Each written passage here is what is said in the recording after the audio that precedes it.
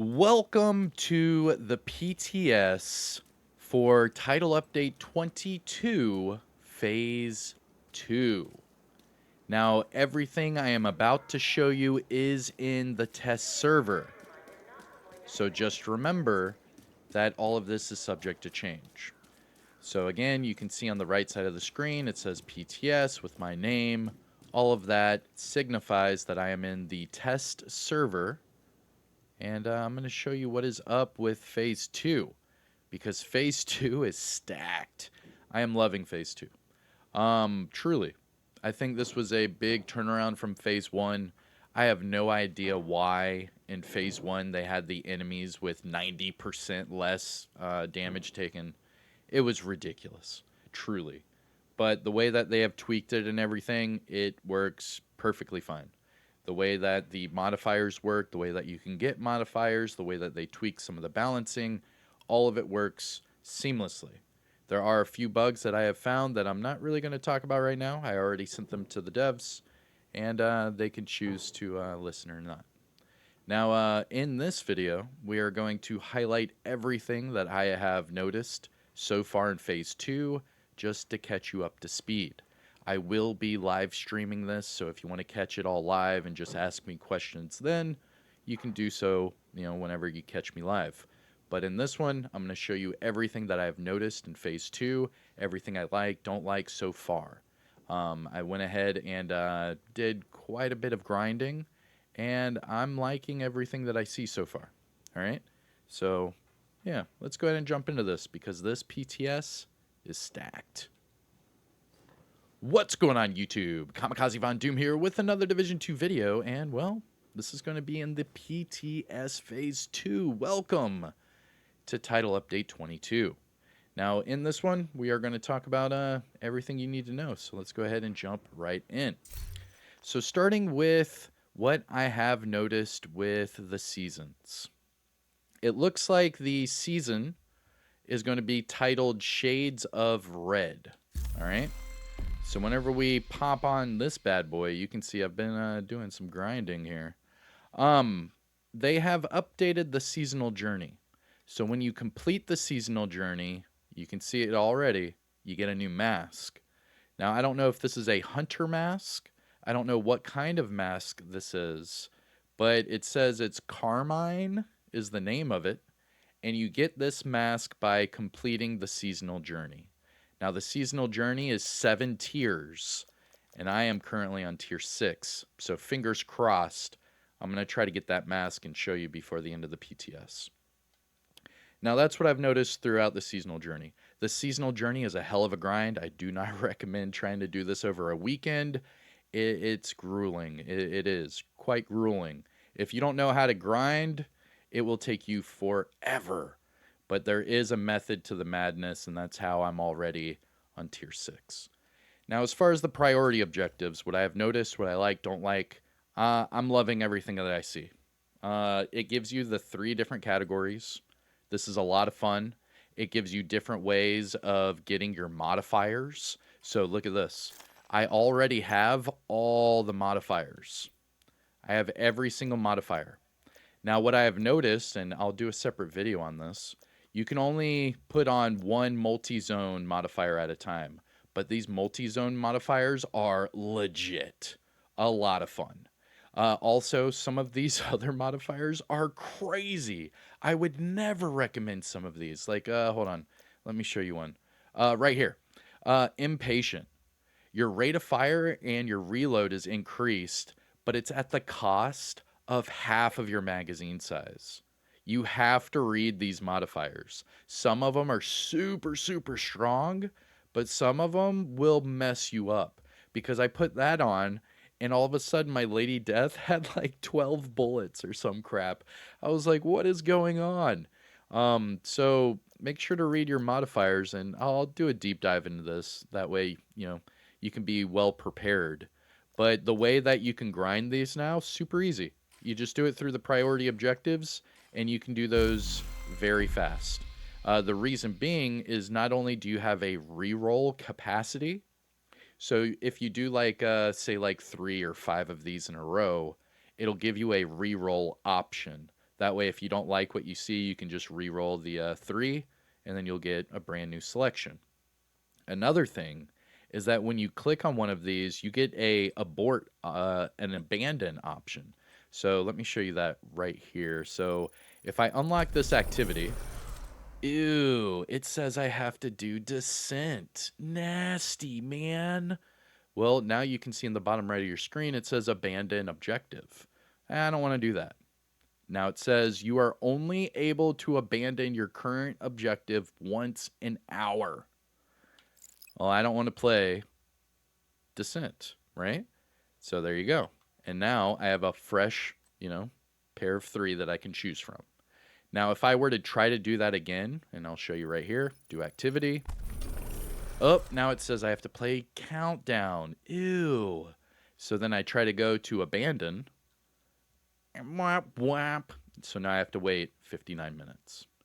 So that's how that new option is. That was just added into the game.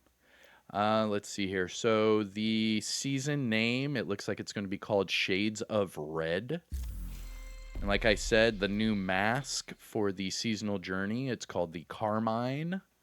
I'm sure people are going to be trying to grind for this, but we'll see. I'm doing pretty well. We'll see if I get there in time. I don't know. It's a grind. Let's see. What else is new just based off of... Oh, the UI. Look at this. So we have a new inventory look. So the grenade is now down here. The watch is now up here. Now we have the modifiers and we have the specialization. Pretty cool. It looks good. I like it. I like it a lot, actually. This looks a lot cleaner than what we currently have in the game. So I'm very happy with that. Looks good. Another thing with the modifiers. So you have your 3 active modifiers for this season. And remember, every season, these modifiers are going to change. All right. Now, this is all based off of range. Now, the cool thing that I've learned, and I call it, the God mode or whatever, is that because it's based off of range, you get the most damage on long range enemies. So what I did is I put reversal on here, and then I can reverse that amplified damage to short range. Now, this is a toggling passive or active modifier. So the active modifiers you actually have to toggle. You don't just get that for the entire duration of your gameplay. And I'll do a deep dive into modifiers and all that because I've really been testing all of these out, and I found some really good ones and some really, really bad ones. Trust me. But the one thing that I did notice is that these active modifiers are not active the whole time. You have to actually trigger them, and then it's only active for a few seconds. Another thing is the passives. After unlocking them, you only get the 3 slots. You can only put 1 multi-zone, and then the other 2 you can do whatever you want. All right? And then for the hostile modifiers, what they did here is that the hostile modifiers will not have all of these active. They will have 1 of these active. Okay? So that's a huge, huge difference. You can see the modifier indicator over their head, and the damage is not 90% anymore, it's 60%. So it says right here that marked enemies will receive 60% less damage. Now, if you're running like a DPS build or a sniper or a rifle build or, Hunter's Fury or Striker or Heartbreaker, whatever, 60% less damage really isn't bad. It's all right. I mean, you'll see a difference, but it's not like a huge, oh man, difference. Because that 90% before was horrible. But this 60% is manageable. It's really not bad, and it's fun. The entire modifier system now is actually fun. And that's the entire gripe that I had in Phase 1, was that I was not having fun with the modifiers. But now I am. It's like a full power fantasy, however you want to play. If you want to do long range, you could do all long range. If you want to do mid range with ARs, you could do mid range, or with rifles. You could do short range like I'm doing with a SMG. It's really cool. And the way that they made it to getting the modifiers through the priority objectives, Some of these priority objectives will not take you that long at all to complete. Some of them are like complete one activity in the West End, and then you'll get a modifier. That's like one public execution. So within 60 seconds, you get a modifier. Now you do that a dozen times, and then you have all the modifiers. Pretty cool. It's very fast and effective. It creates this new grind, and it's actually fun. Now, talking about the grind, you can see at the bottom here on these seasonal journeys, you have to use certain modifiers against certain enemies at certain ranges. This part hurts. It is a grind. It purposely makes you play a certain way, and it kind of like adds to the immersion. Like it's like, oh, this is a elite. I know I have to run up to him and get him close range, or oh, this is a named enemy or a sniper. I have to get back and shoot him at long range, what have you. It's fun sometimes, but it is grueling as a grind because remember, you have to do this to get that mask. So some of these, man, like I could not, what was it? This bottom one right here. Eliminate named hostiles at long range with by the teeth. You'd have to take out 30 bosses. Now, the only way I was thinking about doing that was like maybe floor 10 and then put on like a sniper build and then just wait until the boss, shoot him, and then wipe and rinse and repeat. But besides that, I don't know. This top one here, eliminate hostiles at long range with reversal active. So you have to first highlight the target, see that they're at long range, then you have to click reversal, activate it, and then take them out at long range. It was okay, but again, the active modifiers like reversal, these active modifiers are not active the entire time. You have to toggle them. And I promise I'll do a deep dive into that later. Okay, so enough about the modifiers, the seasonal journey, and all that. You guys want to know about the balancing, right? You want to know about the stupid nerfs, and you want to know about the cool buffs. So let's go ahead and talk about it. So starting with the weapons. The Lady Death is a lot of fun. They upped some of the crit, but just overall, it's still working like a charm. The Backfire got a buff through the talent. And the way that they buffed this is instead of getting 1 stack per shot to 200, you get 2 stacks per shot to 100. So you're going twice as fast, half of the way. And that makes this talent a lot more manageable, especially trying to get all the way up to the 200% crit hit damage. Now, the other part is the bleed is half of what it used to be, I believe, to where now it's 0.5 armor damage per stack, and it's really not bad. It's manageable as well. The Ouroboros did get a nerf. Let's see here. So 1375. What do I have on here? No, they have not changed the RPM in the game yet, but they're supposed to drop this one down to 1250, and then the 1250 would put it right above the 45 ACP that's at 1200. Oh, and the 9mm that's also at 1200. So the Ouroboros will get a RPM nerf, but they are not going to touch the magazine size. The St. Elmo's engine is not going to be touched except for the mods. So it's actually nice. St. Elmo's engine is still very good to use. The Bullet King got a buff, and it's fun. It is a lot of fun to use. The Pestilence got a big buff, and we will be talking about that in a different video, but the Pestilence is back, baby. The Scorpio got reworked again, so it's 2, 4, 6, and 9 for the shots. I know a lot of people would just want it to be 8. That way it's just 8 instead of 7, but they made it 9. Is what it is. The Scorpio is still going to be a bad mamma jamma. The Diamondback got a huge buff. Huge buff. The mag size went up, the RPM, the total damage. I'll talk about that in another video, but that thing's going to be a one-shot. It was already a one-shot, but now it's definitely a one-shot. The Ravenous is now fully auto. It's fun, but it's still the Ravenous. Cold Relations got a nice buff, and it also is the only weapon with perfect strained.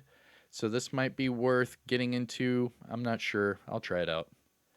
The Dark Winter got a nice buff. It is now 90% crit damage on perfect killer, so that's going to be a lot of fun for people. I know a lot of players that like the Dark Winter, and you're going to like it even more. The Emmeline's Guard got a buff just because it's a P90. And remember, this is the one with the perfect preservation. So you could put this on, Hunter's Fury, Gunner, and you could have a whole bunch of armor on kill. The Apartment got a nice little buff. Perfectly measured, got a change. It's nice, not bad. The MPX overall did not really get touched too much. So the Apartment, it's really just down to the talent, and it did get a nice little change. The vectors were messed with a little bit. You can see the 9mm has that bigger mag size. I mean, what, eight more rounds? That's not bad. Not bad at all. The Kingbreaker got a nerf. 600 RPM now. I'm not even going to use it anymore. I just have it here just to show you. But they nerfed the Kingbreaker into the ground. So I'm sorry, but that's the way it is. The Pyromaniac got a buff. The Pyromaniac got a huge buff. Because the Police M4 got a buff and Perfect Ignited. That's 30% amp damage. It's ridiculous. Yeah. Pyromaniac's nice. Shield Splinterer, sadly, got a nerf. RPM down 50, and the mag size is down 10. So they nerfed the crap out of the Shield Splinterer. And then they tried to counter it with giving us 0.5% more weapon damage on Perfect Optimist, but that's not even worth it. Optimist and Perfect Optimist was not even the best out there, and they kind of upped it a little bit, but it doesn't matter. As soon as you take away the RPM and the mag size, you make it worthless. The Rail Splitter, surprisingly, got a buff of accuracy. So now it's perfectly accurate of 80%, which is insane in the membrane, where New Reliable is still only 40% for weapon handling. But the RPK is still going to be top tier for those LMGs. The Thorn got a huge buff. I mean, this one's at, look at this, 1.5 million, and I'm not even close to maxing this thing out. It's going to end up being a one-shot, for sure. The Spaz 12, the Thorn, all of those. Now, the Commando, this is the SVD. So the SVDs are now fully auto. The G28s are now fully auto. The classic M1As are now fully auto. Same with the Baker's Dozen. Yep, Everlasting Gaze, Harmony, yep, all of these fully auto. LVOAC fully auto, M1A CQB fully auto, Resolute MK47 is fully auto. The Stage Left is fully auto. The Surge is fully auto. The Urban MDR is fully auto. All of these are a lot of fun. All of them. As far as gear changes and things to be looking forward to, the Catharsis got a buff. So instead of 30 stacks of 1% weapon damage, it's going to be 1.5. So that got a nice buff. That's for sure. The breaking point is going to be the way to go for rifles and the two-piece because it's 25%, okay? Whereas if you look at something like, oh, here we go, perfect example. So aces and eights, they did add rifle damage to the two-piece, but remember that breaking point will give you 10% more of those damages. So it's 15%, 15 for aces and eights, and it's 25, 25 on breaking point. So just remember that. It is a cool change for aces and eights, but breaking point two-piece is going to be the way to go. Let's see here. The Hollow Man, big buff. 14% health damage. And if you use two-piece Yaw gear, they also up the weapon damage on Yaw gear. So the two-piece Yaw gear is now going to be one of those, little meta combinations, especially with the Hollow Man mask. For sure. That's crazy. I already was a fan of the Hollow Man mask, and now I'm even a bigger fan. The Ninja Bike's going to be a big player in this next update, especially with these hybrid builds. It's just getting bigger and bigger. The way that they are adding the new gear, not only the gear sets, but the brand sets, they're doing it in a way that the 2-piece and 3-piece bonuses are the way to go. And the best thing to do that would be with the Ninja Bike. So they are highly promoting hybrid builds. So just be ready for that. The Striker backpack did get a nerf. They reworked it, but it's still a nerf. It went from, so the backpack used to say from 0.65 to 1%. So they did drop it just the 10%, so it's going to be 0.9. Again, the All Gear 2-piece got a nice buff. The Vigil is going to be one of the most fun backpacks to use. Perfect Versatile is nice. It's really nice. I can't stress enough how much fun this is. The 45% amp damage to SMGs and shotties, I'm telling you right now, in PvP, this thing is a freaking monster. Like the Thorn, just giving you one example, the Thorn got a huge buff to where now you can turn it into a one-shot shotty. And with Perfect Versatile, you could turn it into an even worse one-shot shotty. So just for example, and I'll just give you a scenario here. Scenario. All right, moving on. 45% amp damage, okay? So here's my example. You use the Spaz 12 with Optimist, and you shoot out all the rounds but 2, okay? Then put that on your back. Now you're running around with an SMG or an AR or what have you, and someone decides they want to sneak up on you.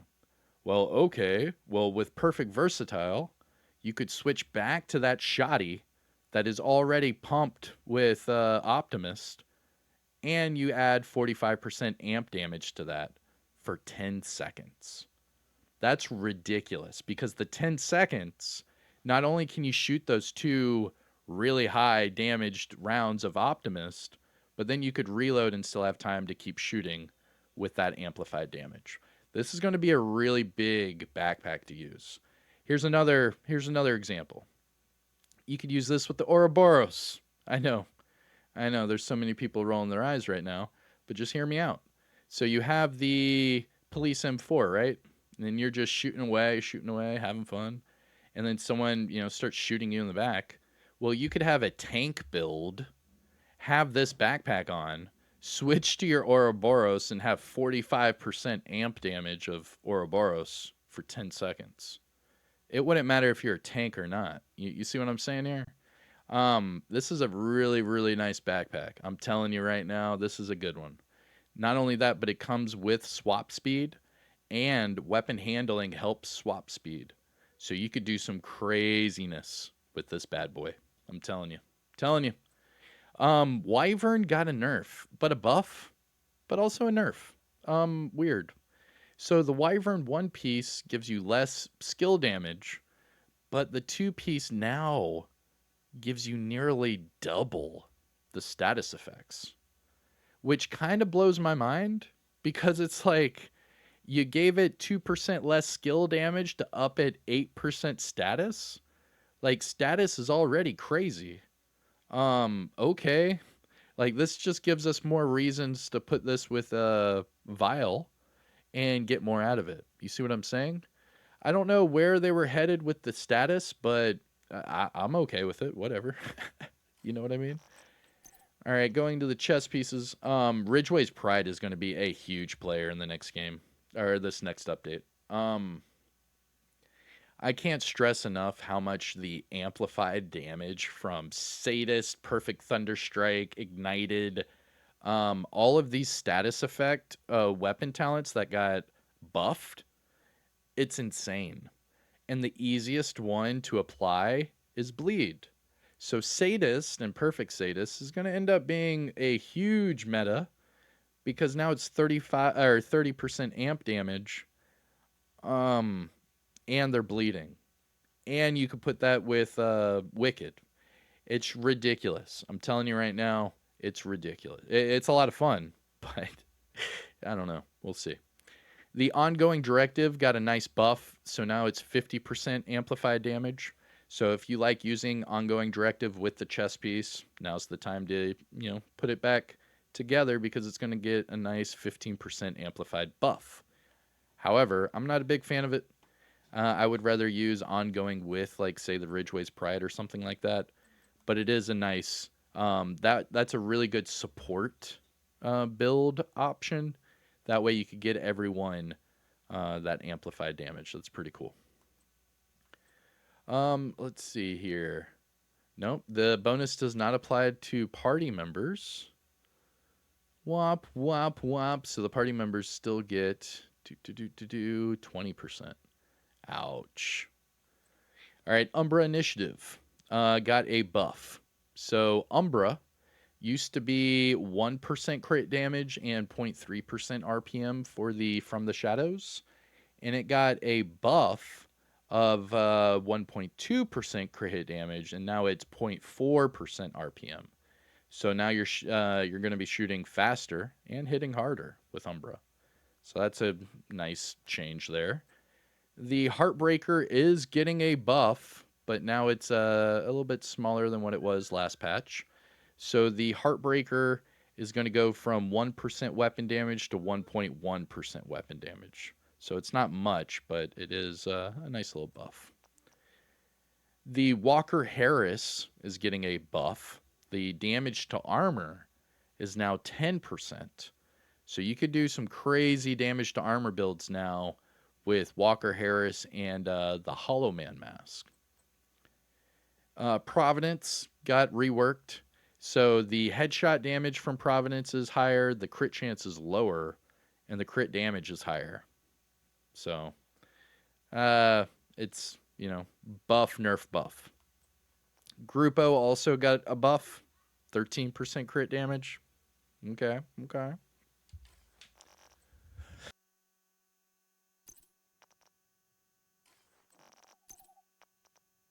I believe that's it. Oh, no. So the holsters. Now, this exotic holster is really cool. Now, the one thing that we cannot test out is changing the attributes. So, the way that it sits right now, crit chance, weapon handling, it's perfect for this holster because of the talent where you have to swap your weapons a lot. So, weapon handling helps out your swap speed. However, the option to change those attributes is still on the table because remember, the developers added that into the game starting with the Acosta's knee pads, where as soon as you get the blueprint, you can go reconfigure this exotic and it will change these attributes, but it will keep them the same color. So, for example, with this being weapon handling crit chance, you could do double crit. You could do crit chance headshot. You could do headshot crit damage. You could do headshot weapon handling. Things like that. As long as it's still red attributes, you could get it on this holster. So that's going to be something to look forward to in this next update because they did add that option into the game starting last season. Now, as far as the holster itself, I personally like the weapon handling crit chance. I think it's awesome because you want that extra swap speed, but if you're really not worried about the swap speed, I'd go double crit all day. As far as the talent, though, you can swap it twice. First swap gives you rate of fire and weapon damage. Second swap gives you magazine size and reload speed. So the way I was, testing this is you do like SMG, shoddy, SMG. Reason being is you shoot out your SMG. Instead of reloading, you just swap your weapon. Then you have your shotgun that is shooting faster and hitting even harder. And then when you swap back, you could reload real quick, and that SMG will have a bigger magazine size. So, I don't know. Pretty cool, huh? Pretty cool. I like this holster, especially with the perfect versatile. It's a good combo. Sadly, pour one out for the Picaros. Here it is. Picaros Nerf and I'll break this down later. But this is the way it's going to look from now on. The weapon damage went from 15% to 10%. Cheska went from 10% to now 8% crit chance. They did double the hazard though to 20%, so hazard's going to be a lot easier to come by. And then another one is the Empress International. So the 3-piece got nerfed from 10% skill efficiency to 8. That's a huge nerf. I mean, technically, what is that? A 20% nerf on that skill efficiency. So that kind of sucks, but it is what it is. And that, I believe, is everything that I've been testing out and talking about for Phase 2. Oh, the new exotic AR. It's trash. Sorry. News update. It was nice in the first phase because it had broken mechanics. I don't even have it in the stash. The Strega. Here, I can get it through a PTS cache. Right. So remember, you can jump in the PTS, open up a PTS cache, and then all of a sudden, boom, look at that. So the Strega, or the Striga, whatever. Don't care. And I really don't care now. It's a 10-meter range. This thing's trash. 10 meters.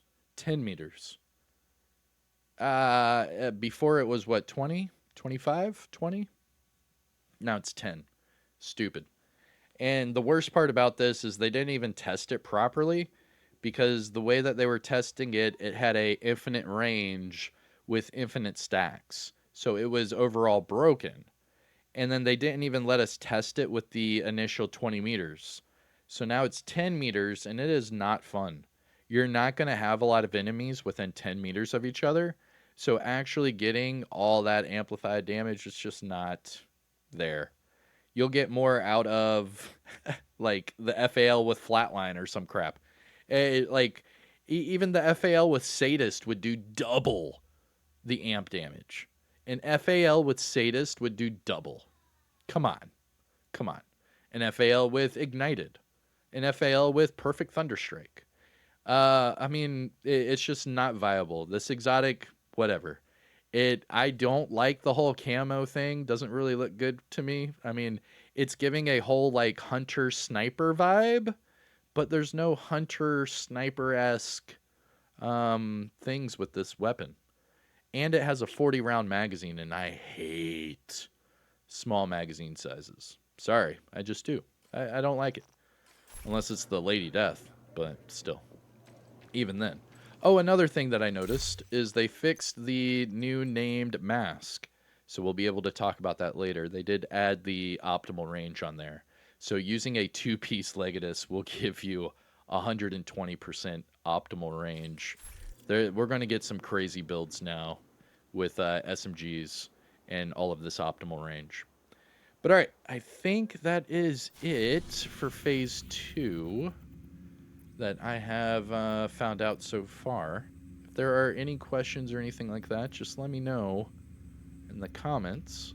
I should be able to live stream the PTS here shortly. So stay tuned for that. But that's it for me. I'm Kamikaze Von Doom. I hope you enjoyed and found this video helpful or informative in any way, shape, or form. And if so, hit the thumbs up, support the channel. Whole YouTube spiel. Peace out.